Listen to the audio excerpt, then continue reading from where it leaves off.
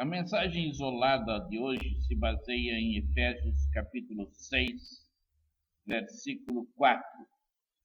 E vós, pais, não provoqueis a ira a vossos filhos, mas criai-os na doutrina e admoestação do Senhor.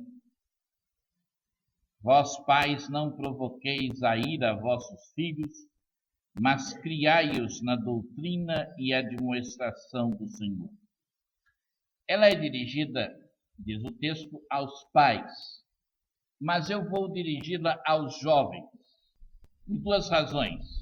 Primeiro, eu vou endereçá-la àqueles futuros pais, porque depois que a gente é pai ou mãe, a gente está tão atarefado cuidando dos filhos e dos negócios e das coisas da vida, que pouco a gente para pensar nos privilégios e responsabilidades de se ser pai ou mãe. De modo que a melhor hora para se pensar nesse assunto é antes de sermos pais. Mesmo porque, assim, nós não adentraremos a vida como pais despreparados. E, em segundo lugar, os seus pais, já fizeram o melhor que podiam. Não adiantaria muito agora eu pregar para eles. Eles, ao se tornarem pais, usaram os recursos que tinham. E por isso mesmo eu quero sugerir aos jovens que não cobrem dos seus pais aquilo que nós vamos ver nesta manhã.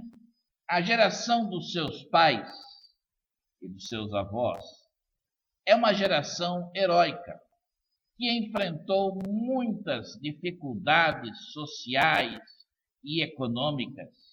Mais do que isso, é uma geração heróica porque não se costumava dar aos pais na igreja o preparo necessário para serem pais.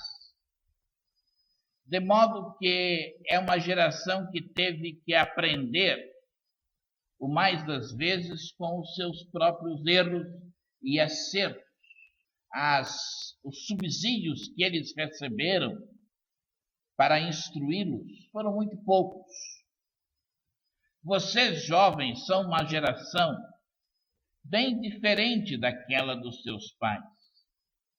Hoje, nas igrejas, existem de maneiras diversas vários trabalhos que visam municiá-los para o desempenho das suas funções paternais. Temos, por exemplo, na nossa igreja, o Ministério de Casais, que quase que mensalmente tem uma reunião com os casais e traz algum preletor e procura dar aos casais, e, portanto, aos pais, ensinamentos que os ajudem na sua vida no lar. Frequentemente o púlpito se refere à família, à vida em família, e várias outras maneiras, escola dominical, etc., pelas quais vocês vão sendo, vocês pais, instruídos e orientados. E vocês jovens também. Por isso não cobrem dos seus pais que pratiquem aquilo que nós, por eventualmente não terem praticado aquilo que nós vamos ver nesta manhã. Como eu disse, eles lutaram muito, o peso que eles tiveram em educar e criar vocês já foi muito pesado, muito grande. Não coloquem mais peso sobre eles, mas anotem para ser útil para vocês mesmos, para vocês, quando vierem a ser pais, serem melhores pais. Paulo escreveu: Vós, pais, não provoqueis a ira a vossos filhos, mas criai-os na doutrina e admoestação do Senhor. Quanto mais velha uma pessoa vai ficando, mais importante vai se tornando a família para ela. Mais e mais as outras obrigações e responsabilidades, os outros relacionamentos vão acabando e vão restando os laços familiares. E estes vão ocupando cada vez mais um espaço maior na sua vida. Então, quando você chega a ser bisavô, tataravô, eu creio que a família é quase tudo que existe na sua vida em termos de relacionamento. Sermos pais é uma experiência muito sui generis. A gente chega em casa suado, com esse calor, não está cheirando bem, está cansado, e a garotinha ou o garotinho vem correndo e se abraça na nossa perna e quer o nosso colo, mesmo estando nós suados e cansados, depois daquele dia árduo de trabalho, com um dia tão quente. É que nas crianças, nos filhos, existe uma inclinação natural, talvez instintiva, na direção dos pais. Os filhos se voltam para os pais. Eles querem os pais. Eles necessitam dos pais. E por essa razão, a responsabilidade dos pais é muito grande. Porque os filhos lhes dão muito poder e muita autoridade. Poder e autoridade esses que podem ser usados tanto para o bem como para o mal na vida dos filhos. O poder é sempre uma espada de dois gumes. Pode ser usado de uma maneira ou de outra. Paulo fala aqui aos pais: vocês podem usar o seu poder de maneira errada para prejudicar os seus filhos. Não provoqueis a ira a vossos filhos. Mas, diz ele, vocês podem usar de maneira positiva o poder e a autoridade que vocês têm. Ele diz: mas criai-os na doutrina e admoestação do Senhor. É um sermão que já está pronto, não é?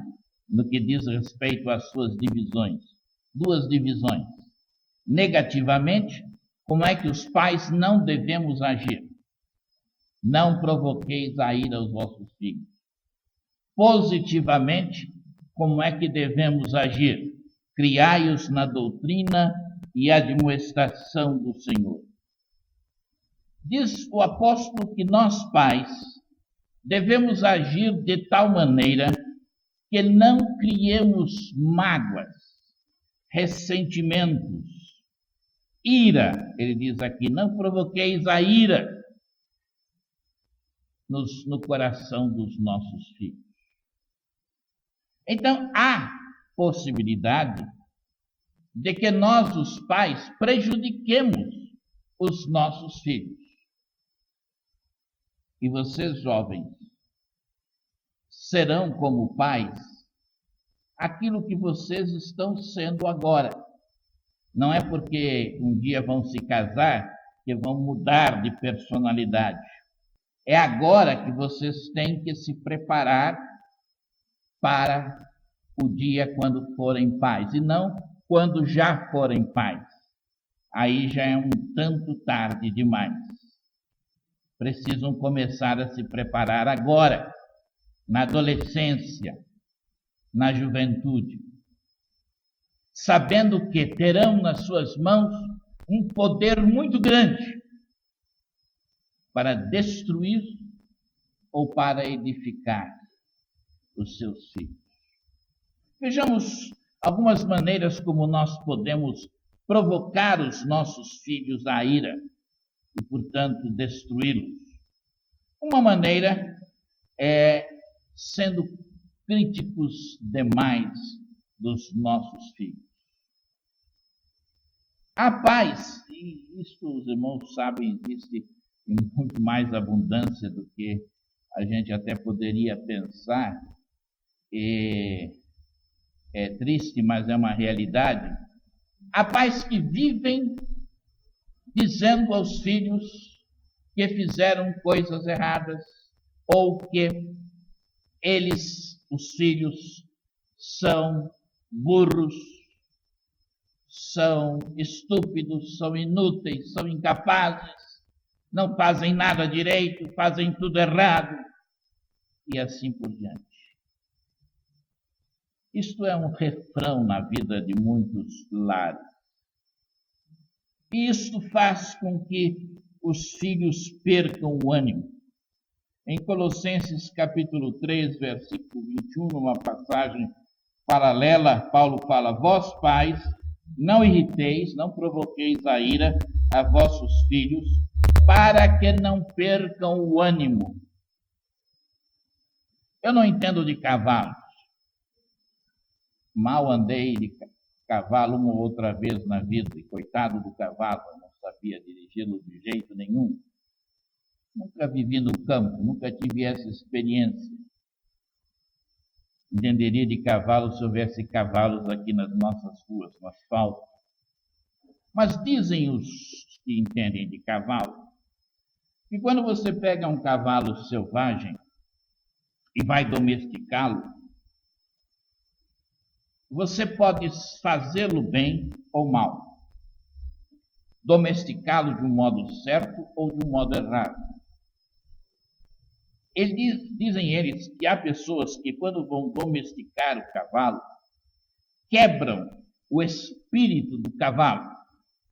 Bom, o cavalo não tem espírito, que nós saibamos, mas é no sentido de quebram aquela garra, aquela atitude de eu ser alguém e eu quero alguma coisa e eu vou conseguir.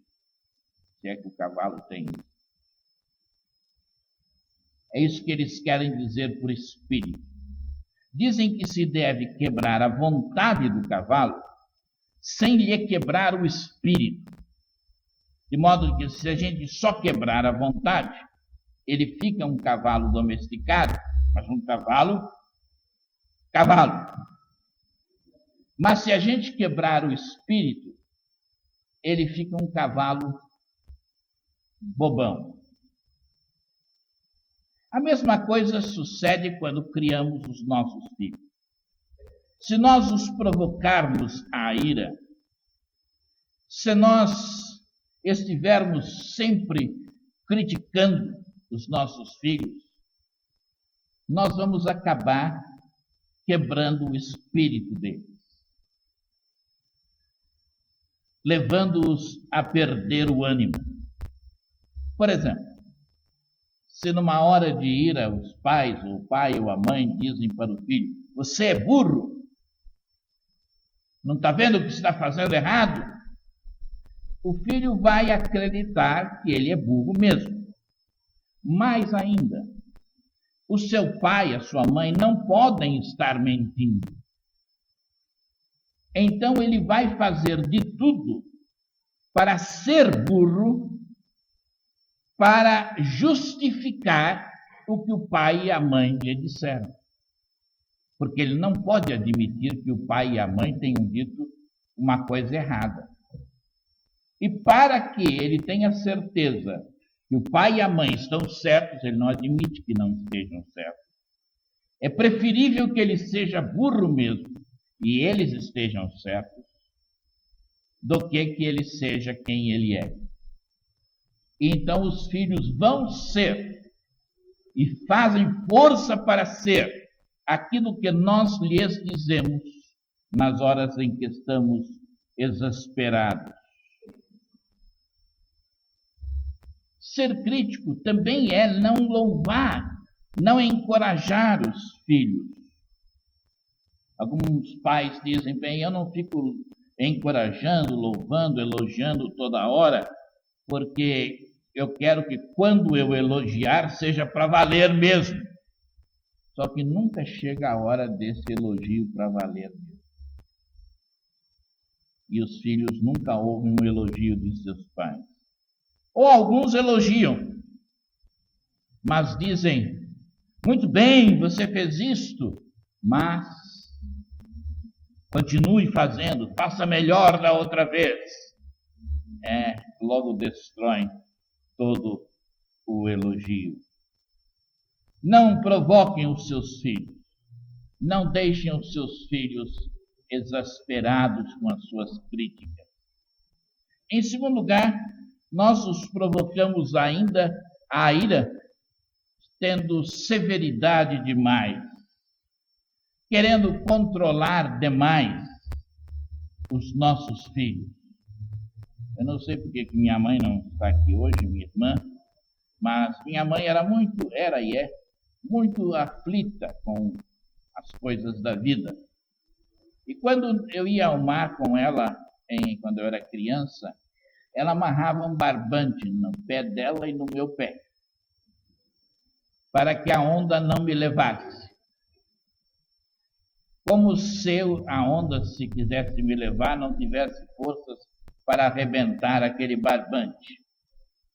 Mas ela tinha e tem a necessidade de controlar, de ter tudo debaixo do seu controle.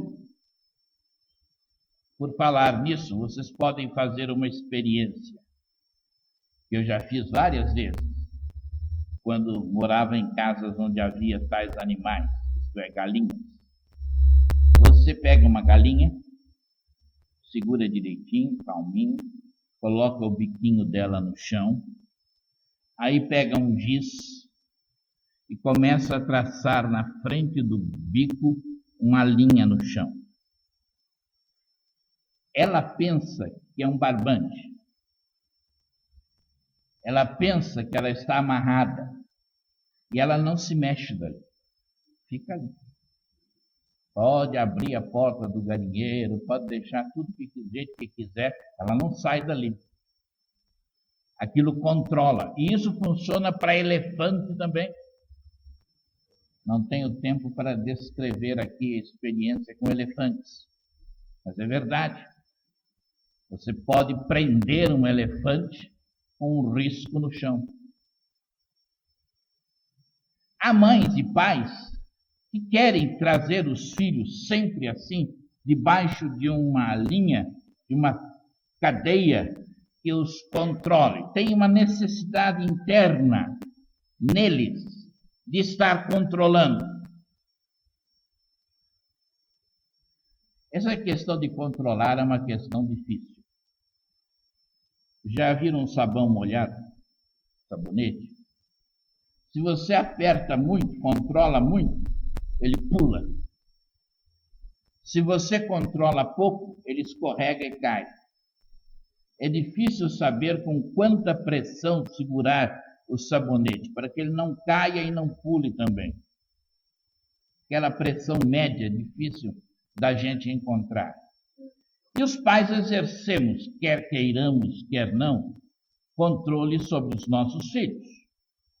O problema é saber como exercer esse controle sem ser severo demais e sem ser frouxo demais. Nós, os crentes, corremos o perigo de, ao lidarmos com os nossos filhos, querendo que eles sejam bons crentes, criarmos uma religião que nós chamamos de cristã, mas que não é cristã. Isso só nós, os crentes, é que podemos fazer isso, temos corremos esse perigo. É de conduzirmos os nossos crentes, os nossos filhos, como se a religião cristã fosse um conjunto de regras.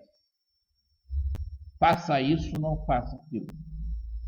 O que é legalismo? Religião cristã é relacionamento pessoal com Cristo.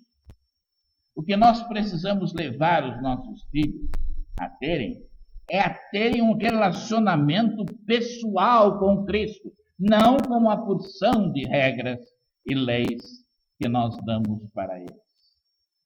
Quando nós lhes damos a impressão aos nossos filhos de que serão bons crentes, se não fizerem isso, se fizerem, nós destruímos o cristianismo. O cristianismo não é isso. O cristianismo é uma pessoa. Para mim, o viver é Cristo. É uma pessoa que nos ama, que é santa, que é pura. E quando nós nos relacionamos com essa pessoa, nós também queremos ser santos e puros, porque estamos relacionados com uma pessoa. Mas quando no nosso lar cristão, o que impera não é esta pessoa e o relacionamento com esta pessoa, nós substituímos isto por uma porção de regras que geralmente são fruto daquilo que nós achamos que os outros, a nossa sociedade, a nossa cultura ou os outros membros da igreja esperam de nós. Não correspondem à graça de Deus. O meu filho, Alberto, cresceu, minha filha também, nesta igreja.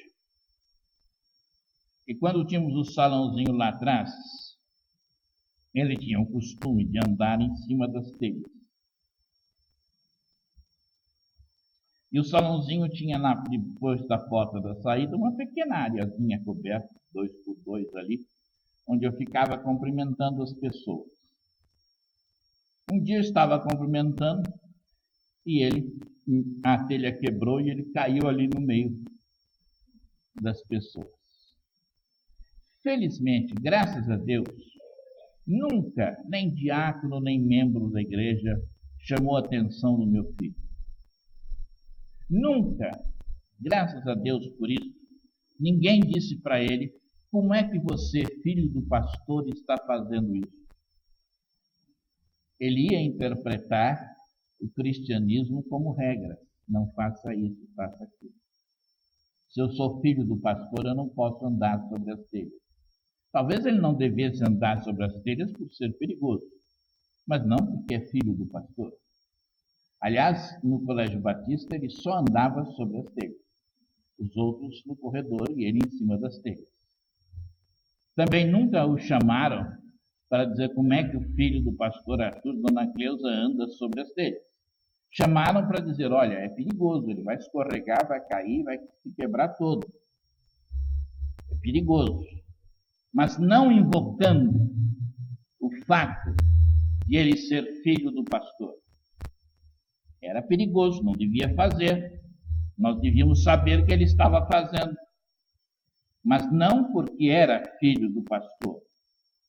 De modo que não criaram, essa igreja não criou nele uma ideia legalista da religião cristã. A geração, jovens, dos filhos de vocês, será uma geração que deixará vocês bem malucos. Hoje, já não são 33 anos entre uma geração e outra. Hoje, uma geração talvez tenha 15 anos. A geração dos seus filhos vai mudar, talvez depois de 10 anos. Entre mim e a minha filha não deve haver mais uma única geração. Deve haver 2 gerações.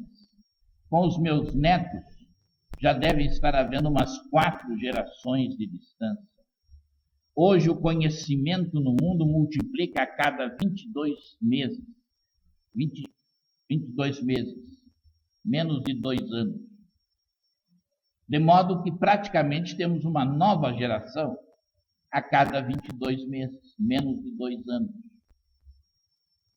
Se hoje esta geração já tem dificuldade em ser compreendida pela geração dos seus pais, em termos de vestes, música e outras coisas, a distância será muito maior entre vocês, jovens, e os seus filhos, quando vocês forem pais. Eu tenho tentado aprender, a não ter que dizer não, a não ter uma severidade demais.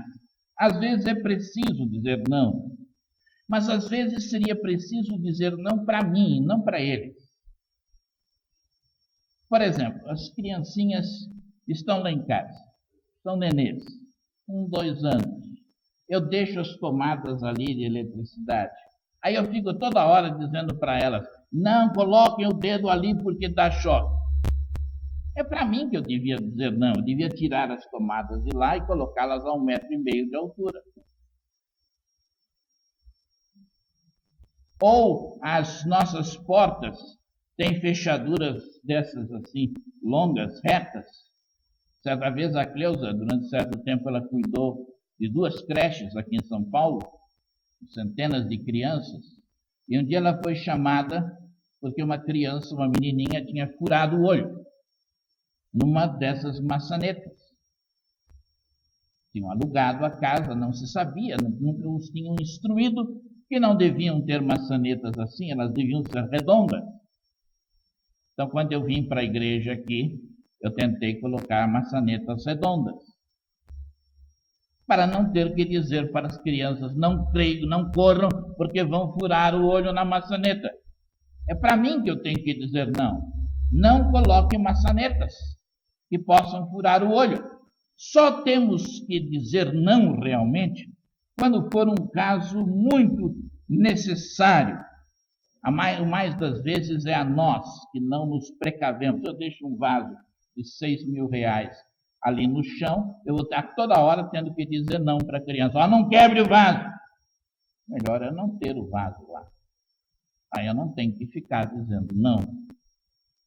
Khalil Gibran é um escritor não crente, já falecido. Tem pensamentos, às vezes, muito interessantes. E ele diz no livro Profeta, a vida, os nossos filhos não são nossos. Eles são da vida, que nos confiou cuidar deles por algum tempo, e depois nós temos que devolvê-los à vida. Claro, é um pensamento de um não crente. Mas tem este princípio, de nós pais, vocês que vão ser pais, saberem que os seus filhos não serão seus, eles são de Deus. Deus os confiou a vocês por algum tempo. Depois vocês vão ter que devolver a Deus. Preparem-se bem para esse tempo em que terão seus filhos. Vocês precisam ajudá-los a aprender a tomar decisões por eles mesmos. Eles vão acertar e errar, e é pelo acerto e erro que a gente aprende. Se a gente os proteger demais, eles não aprenderão a viver. Conversem com eles quando há regras para serem colocadas. Conversem com eles. Olha, vamos colocar. Gritava, berrava, mandava e tinha que ser. Hoje a geração atual já conversa mais com os filhos. Mas vocês que vão ser pais, ao tempo em que forem pais, estarão vivendo num contexto de comunicação, com a internet e tudo mais, comunicação grande, comunicação instantânea, mundo virtual, mundo real. Quando os seus filhos tiverem alguns anos, eles já entenderão mais desse mundo do que você jamais será capaz de compreender até morrer. Eles nasceram nesse mundo, dessa comunicação, desse tipo. E aí, nesse mundo, vocês precisam dialogar. Em terceiro lugar, nós provocamos a ira dos nossos filhos quando ficamos irritados. O filho vem para casa, agarra-se à calça, à perna do seu pai. Quer dizer, o pai vem para casa, o filho vai ao encontro dele, se agarra nele. O pai trouxe uma maleta de serviços para fazer do escritório, vai e se assenta para fazer, e o filho vai ali atrás dele, e o pai trouxe já um docinho para ele dar, mas o filho não sossega, logo volta. Aí o pai dá um papel e um lápis, mas o filho volta logo, e no fim o pai, irritado, diz para o filho: já dei o docinho, já dei o papel, já dei o lápis, o que mais que você quer? E o filho diz: eu quero você, papai. Eu quero você. Você está me irritando. Ou a história do chefe lá no serviço que irrita o funcionário dele, que é o pai lá na casa, né? E quando o funcionário chega em casa, ele despeja sua ira sobre a esposa, e a esposa despeja a ira sobre o filho, e o filho despeja a ira sobre o cachorro, e o cachorro sai desesperado pela rua e morde a primeira pessoa que ele vê, que era o chefe que tinha irritado o pai. Outra coisa que cria ira nos nossos filhos é a inconsistência. Como eu disse, eu não sei dirigir cavalo. Se eu tomo as rédeas, eu sei que eu faço o cavalo sofrer, que ele não entende bem o que eu quero que ele faça. Eu puxo de um jeito, eu puxo do outro, eu dou ordens contraditórias. Ele não sabe se é para abaixar, levantar, ir para a direita, ir para a esquerda. Eu eu sei, as poucas vezes que eu subi no cavalo, me disseram: ele está ficando maluco nas suas mãos. Não está entendendo o que você quer. Eu também não sabia nem o que eu estava fazendo para ele. Mas às vezes nós fazemos isso com os nossos filhos. Nós damos uma ordem agora e uma contrária àquela daqui 10 minutos. Ou às vezes nós damos uma ordem com as palavras e outra contrária àquela com as nossas ações. E eles ficam paratinados. Não sabem se é para obedecer ao que nós falamos ou ao que nós fazemos. Não façamos promessas que nós não vamos cumprir. Eu vou sair com você tal dia para nós irmos ao cinema, ou ao metrô, ou daqui, ou dali. E depois chega na hora: eu não posso ir porque eu me esqueci, assumi um outro compromisso, ou qualquer coisa que aconteça. Morra, mas cumpra a sua palavra. Os outros compromissos que fiquem por lá.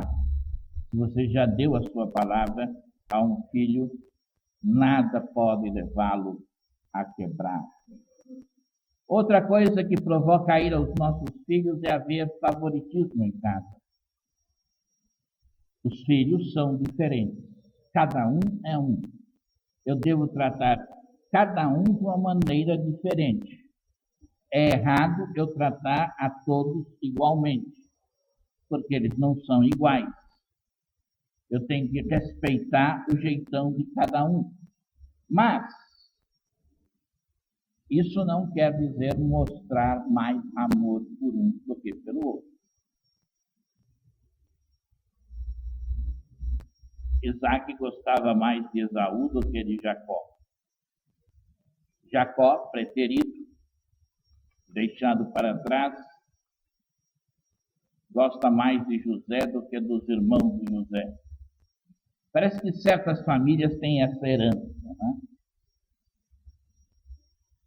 Onde há favoritismo, já vem lá do vovô, que tinha um filho predileto, esse filho vai ter um filho predileto e assim por diante. Temos que quebrar esse ciclo. Aprender a não mostrar favoritismo. Mas, mais rapidamente, a parte positiva. Mas criai-os na doutrina e admoestação do Senhor. Os pais devemos criar. E aqui mesmo em capítulo 5, versículo 29, fala de como é que o marido deve cuidar da sua própria carne, porque ninguém aborreceu a sua própria carne, antes a alimenta e sustenta, como também o Senhor a igreja. É a mesma coisa. Eu devo sustentar e alimentar os meus filhos. Devo nutri-los, mostrando carinho, mostrando ternura. É aquele pai que está cuidando, alimentando, nutrindo, orientando, mostrando amor, carinho, ternura. Às vezes a gente pensa que ser, na nossa sociedade um tanto machista, que ser homem é ser duro. Homem chora. É aquele que chora. É aquele que sabe ser terno. Sabe amar. Sabe ter afeto, tanto verbalmente como fisicamente. Em segundo lugar, fazer é disciplinar os filhos, corrigi-los fisicamente, se necessário. Em psicologia, o pai representa a lei, o limite. Você só pode ir até aqui, aqui é a fronteira máxima, não pode ir adiante. É o pai que coloca os limites. É o pai que coloca o que pode e o que não pode ser feito.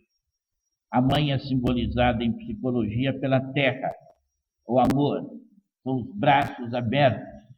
Você aqui tem segurança. Você é amado. Sempre será amado. A mãe dá a segurança. O pai dá os limites. Se você pretende ser pai, ser mãe, aprenda qual é o seu papel. Você tem que ir aprendendo desde agora. E, finalmente, a instrução na doutrina e admoestação do Senhor. Na doutrina, na instrução. Você tem que confrontar os seus filhos com as coisas que eles estão vivendo. É difícil confrontar outras pessoas. Como pastor, é minha obrigação confrontar os crentes, quem quer que sejam, quando há possibilidade de estar havendo um desvio nas doutrinas deles ou nos comportamentos deles.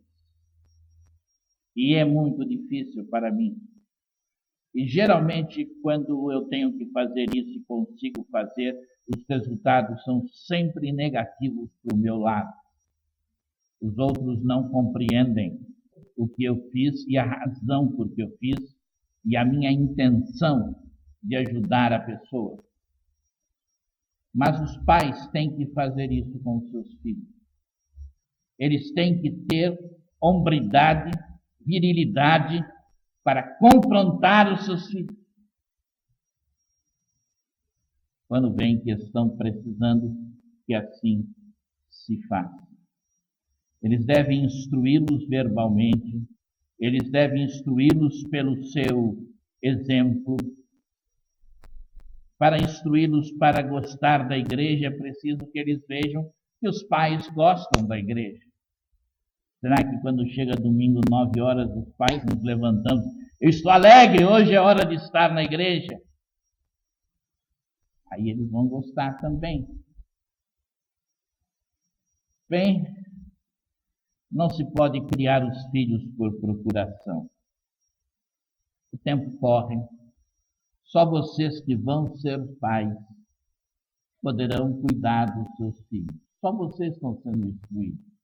Nenhuma outra pessoa. Vocês poderão ser os pais. Vocês têm um grande poder sobre os seus filhos. Eles já nascem inclinados para você. É preciso que você se submeta a Cristo e seja um bom filho do Pai Celestial, para que possa ser um bom pai dos filhos que o Pai Celestial lhes der. Oremos. Senhor, nós te agradecemos pela tua palavra e porque podemos extrair dela princípios que nos ajudem a nos orientar na vida cristã. Abençoa estes jovens aqui, Senhor, para que se preparem desde agora para o dia quando serão pais, papai e mamãe, para que saibam ser papai e mamãe segundo o teu coração. Por Cristo oramos. Amém.